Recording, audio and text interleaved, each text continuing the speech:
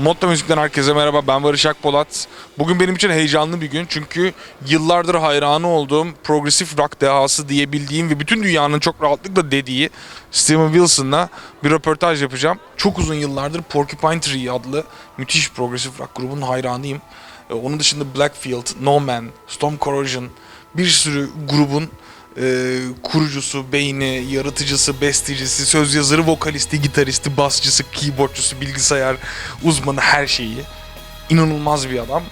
Klasik Rock dergisi kendisi için progresif rock diye bir çıkarttığı dergide kapak yapıp bütün dergiyi kendisine ayırmışlığı vardır. Çok önemli bir adam. Şu anda yaşayan en büyük progresif rock dehalarından bir tanesi.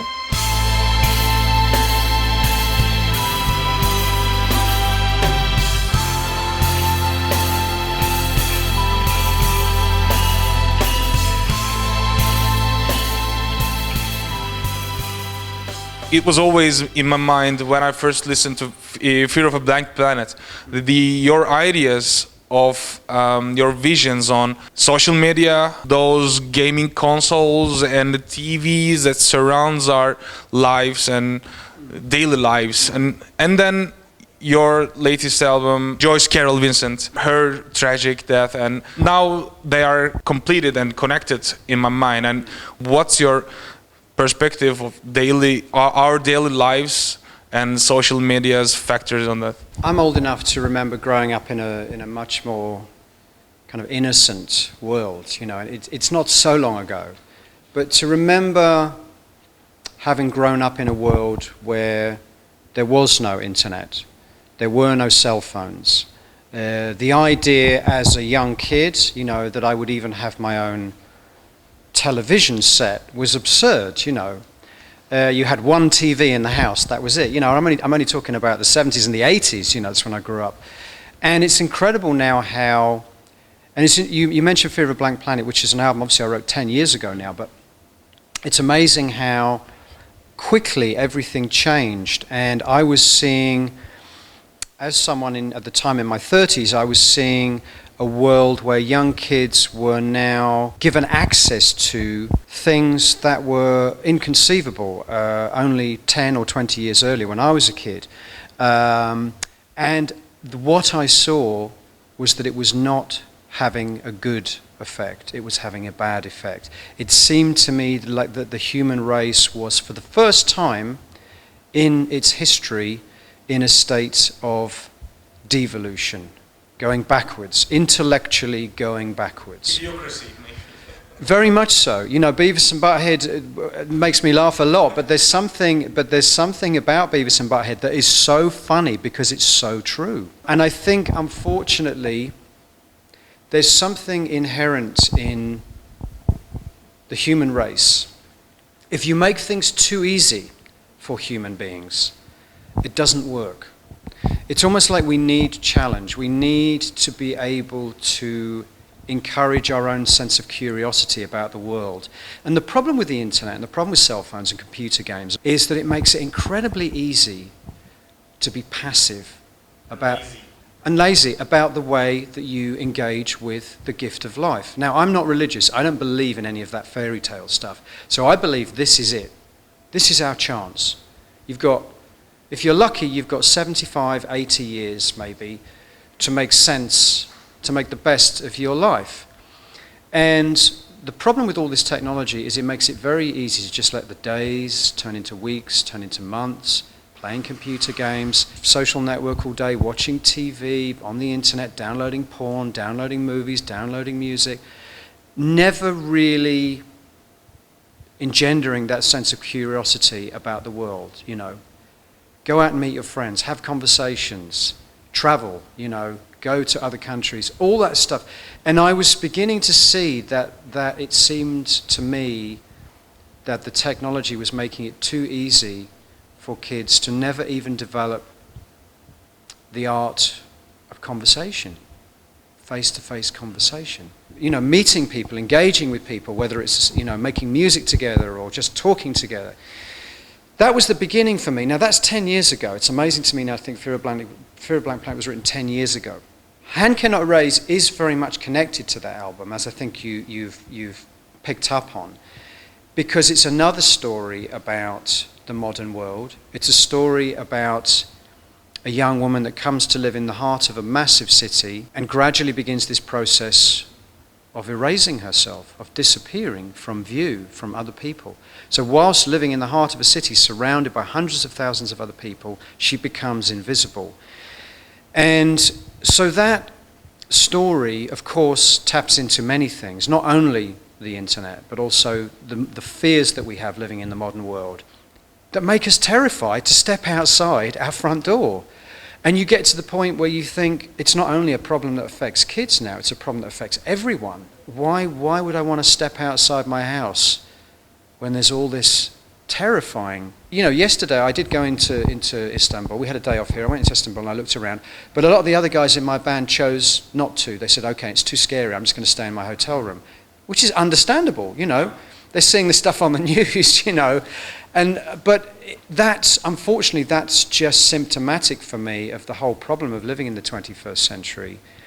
It's too easy now to disappear. It's too easy to be Joyce Carol Vincent, to just basically sit in your house and engage with the world through social media, which is not really engaging with the world at all. I mean, to me, I call social networking anti-social networking. It's a way to actually be less sociable, not more sociable. So Hand Cannot Erase is very much the same story as Fear of a Blank Planet, but I think in a more personal way. Fear of a Blank Planet was about the world that we live in. Hand Cannot Erase is about one person. It's about the story from a particular personal perspective. And of course, a lot of that person is me. Fear of a Blank Planet was like this very general kind of, you know, view, but it didn't have the kind of personal aspect that Hand Cannot Erase has. And I think that's made it somehow in a way touch people even more. And it's an ongoing problem, you know. This problem is not going to go away, it's only going to get worse. And I think the Joyce Carol Vincents of this world are just the beginning, unfortunately. I'm a collector and I've always been misunderstood. I like the things that people seem to always overlook. I gather up and catalogue it in a book I wrote. When I think about my musician friends, they are practicing in their home studios. They are watching practice DVDs. They are making music on computer. They are publishing it on computer and the social media, but not having a conversation, decent conversations in outside world and talking with the musician friends. And I think this is so wrong. This is so terrible thing. And what are your ideas of this? Well, I couldn't agree with you more. And I think, you know, that's a symptom of this whole world that we live in now, where it's too easy to make music without leaving your bedroom.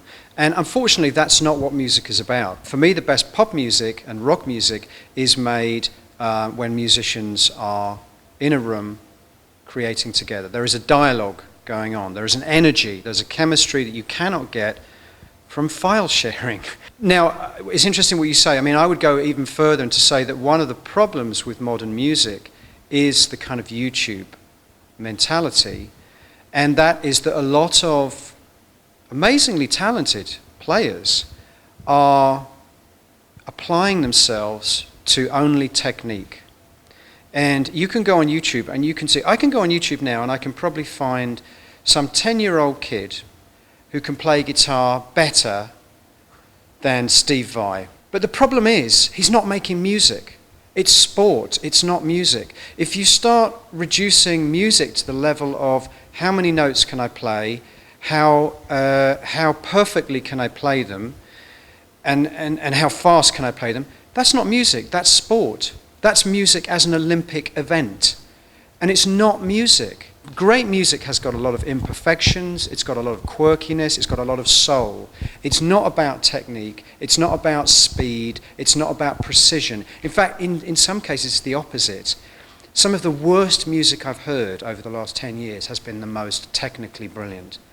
I'm not interested, because it's like listening to a computer make music. Think of people like Bob Dylan, Tom Waits, not great singers, not great players, but they had incredible ideas, things they wanted to share, a gift for melody, incredible personality, So you could look at any of the great bands, whether it was Zeppelin, Floyd, the Beatles, Black Sabbath. Not the greatest musicians. They can't play fast. They didn't want to play fast. They wanted to put forward, they wanted to express ideas and touch people emotionally with their music. To me, has got nothing to do with music as a soulful way to touch other human beings. And there's too much of that now, no question. When I was a kid, I discovered Dream Theater, and then I discovered Rush, and I was a huge fan. After Rush, I found Yes, Magma, Camel, Caravan, Uriah Heep, ELP, lots of progressive rock bands, and they were not perfect. It was a touch of human, in my opinion. But now, as you say, everyone is trying to be perfect, and it's not human at all. What about your childhood and childhood memories about your classic rock and progressive rock albums, and then you worked with them also in King Crimson and that sort of things. And when you saw you with the child Steven and now Steven, I know, is it fascinating at all? Well, the whole world has changed so much, you know, since I was a kid. I mean, I think it's one of the myths that I grew up listening to only progressive. I didn't. I grew up in the 80s. My favourite bands were most of the bands that my friends at school were listening to. Bands like The Cure, Joy Division, The Smiths, Prince. I was a massive... Prince was the greatest artist of the 80s, in my opinion, you know. And maybe the greatest live performer at all, I think. I think he is the greatest live performer. I saw him about 5 times. I never saw anyone. I just saw one at once, but it was amazing. Amazing, yeah. So I was growing up with a lot of 80s pop. Tears for Fears was one of my favourite. I recently worked with them on their... So that was a thrill. But I did go back and discover the music of the 70s too, and loved it. And also, if you look back at my history of I started, I actually had 2 bands when I started.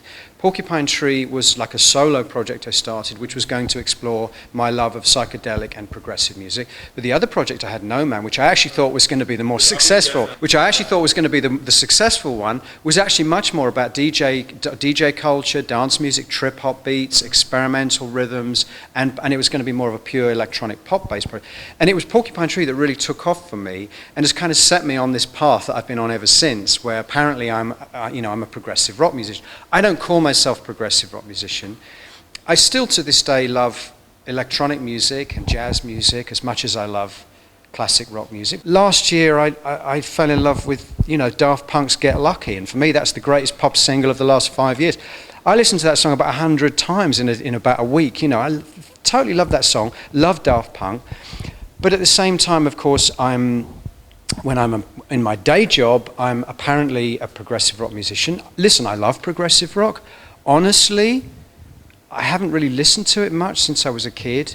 It was very important to me when I was a kid. It's in my DNA. It's in my musical DNA. And one of the reasons it's in my musical DNA is because my father used to listen to Dark Side of the Moon and Tubular Bells when I was very young. And I would hear these records a lot. And it became part of my musical personality, even before I knew I was going to be a musician. So I love these ideas of conceptual rock albums that tell stories. I love that. It doesn't have to be a rock album. It can be a soul album, you know. Marvin Gaye's What's Going On is a concept record, you know. So it doesn't have to be a rock album, but I love the idea of storytelling through music. And I guess progressive rock is an area where that happens a lot. Lots of stuff going on in your musical world, and I really wondered that how do you divide your brain and focusing in one project or all of projects at the same time? How do you work? About 5 years ago, I kind of drew a line and I said, okay, I have to be able to, I want to focus only really on my solo project. So I disbanded Porcupine Tree. I kind of stepped out of Blackfield. Blackfield is still going, but it's really Aviv's project now. No Man haven't done anything for 5-6 years now. Storm Corrosion is kind of like a fun thing that we did a one-off album together, and we might do another one, but it's not like an ongoing commitment. It's not a commitment I have. Oh, I must make another Storm Corrosion. Now we don't have that commitment. So for me, the only thing really I do these days is my solo work. And I do the remixing. But the remixing, of course, is not about, that's something where I'm almost working for other people. It's not something where I'm writing or producing. So the only thing I really have that I put my creative energy into, in terms of actually writing, producing, designing records, is my solo work now. And that was a very conscious decision, because I think your question is interesting, because I think there was a point where I asked myself that question. How can I do this? How can I have all these things and really be doing any one thing to the best of my abilities? And I came back with the answer: I can't. I cannot do all these things, because I cannot give one of these things 100%. And I want to be able to give one thing 100% of my energy and make the best records I possibly can. And the last Porcupine Tree album is a great case in point. I don't think it was a particularly good record. It was okay, but for me it was like, okay, now this is now a sign that this is over. I've got nothing left to say with this particular project, this band. And I think that period, 2009, 2010, was a very important time for me, because I realized that I couldn't be doing Blackfield, No Man, Porcupine Tree, Solo, Storm Corrosion. I can't do all these things, because I'm not doing any of them to the potential that I think I want to. So I came out of that time, and it was a very difficult time for me. I wasn't that happy with my career, and I came out of that time with this very strong idea: I'm just going to be Steven Wilson now. When I look into the mirrors, and I'm 41 years old, and you are 31 years old, and you are 48 years old, and I'm looking older than you. And what are you eating, or what you're drinking, what do you do? So look so young. Okay, I don't know. Well, okay, I can answer your question, but the ultimate answer is I don't know, except I think it's a genetic thing. My mother is the same. My mother is 84 years old, and she looks 20 years younger than she is. And she's very active, and she still plays golf, and she goes to book clubs, and she's still very curious about the world and literature and film and music, and she's 84 years old, you know. And a lot of her friends have passed away, and she's still going. So I hope I live to be as old as her and still as kind of sharp as she is now. And it's looking good for that, because I do still feel very young, but I'm not. I'm 48, and I've been doing, you know, this more than 25 years now, and made a lot of records. I mean, I'm a vegetarian. I don't drink. I don't do drugs. I mean, I have a drink after the show, but I don't get hammered like a lot of. Believe me, I've toured with a lot of rock bands, and I see them getting absolutely hammered every single night. I don't have kids. It's another way people age very fast. I say, if you want to get old, if you want to age 10 years in a year, have a kid. I see it. You know, I see it. I know it's kind of a joke, but I see it in some of my friends that have kids, and it's true, and they admit it. It's like almost like they have a kid, and then like within a year they feel 10 years older, and they look exhausted. Because it's exhausting, right? I never had a kid, but everyone tells me it's exhausting. So I never had kids. I don't have a family in that sense. And I love my job. Maybe that helps. I love my job. I love every day of my job. I feel happy and privileged to be doing it. Eat well, sleep a lot, still like girls. So, you know, all the things that make you happy and, you know, put a smile on your face in the day. And I think there is a lot, you know, there's a lot of truth in that fact that if you feel happy within yourself, you don't feel this incredible weight dragging you down all the time. Then I'm not suggesting that you do, by the way. I'm fine. I'm happy also. But I'm 40. Obviously, I'm a lot older than you, and I'm aware that I don't look my age. Can you tell me your next projects, or what in the future we can expect from you? I have this thing where I hate to repeat myself. So, or not hate, but I try to not repeat myself. So I'm trying now to find a direction that will excite me, you know, because the first thing is I have to be excited myself, you know. I can't just go into the studio and make a record for the sake of it, you know. The fans are waiting for another record, I've got to go and make another record. I can't do that. I tried that and a long time ago, and I realized it wasn't for me. So I have to be excited, first of all, in myself, that I've got an idea that's inspiring to me, whether it's a story or just a general framework that the music, or just a direction for the music. Okay, can we have your ideas and expressions to the fans and the music lovers and youngsters and young musicians? Well, I mean, I never studied music, and I think one of the reasons I am the kind of musician that I am, is because my study, my training was listening, and listening across all musical genres.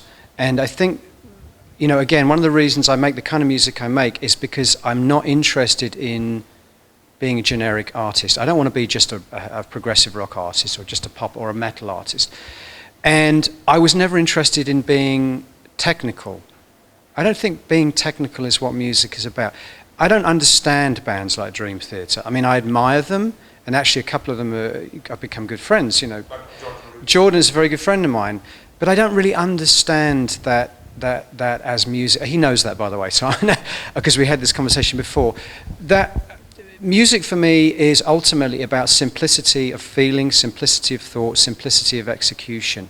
I would say the best training you can have as a musician is to listen to as much great music as you can, to watch as many great movies as you can, to travel as much as you can, to read as much as you can, to basically fill yourself with inspiration and input. And when you fill yourself with inspiration and input, and by the way, that's not sitting in your bedroom watching YouTube guys play guitar fast. That's not going to help. Fill yourself with information, then what comes out of you will be diverse and hopefully very creative. And that was my education: listening, watching, reading, traveling, being curious about the world. Thank you so much for having me. Thank you. Nice to meet you. You too. Bak, Steven Wilson orada kendisi. Steven Wilson'la güzel bir röportaj yaptığımızı düşünüyorum. Hiç beklediğimden daha fazla konuşuyor. Bir İngiliz'e göre çok konuşuyor hatta. 4 soru sordum, yarım saat röportaj yapmış olduk. Bence heyecan verici, bence güzeldi çünkü insanın gerçekten sevdiği işi yapmasıyla alakalı da bayağı bir şeyler konuştuk. Ben de yıllardır bu işi yapıyorum ve bu böyle hayran olduğum insanlarla bir şeyler konuşabilmek, paylaşabilmek muazzam bir duygu. Umarım beğenmişsinizdir. Kendinize iyi bakın. Favori, like, retweet, takip, abone olmayı da unutmayın. Yorum yapmayı da unutmayın. Kendinize iyi bakın. Görüşmek üzere. Bay bay.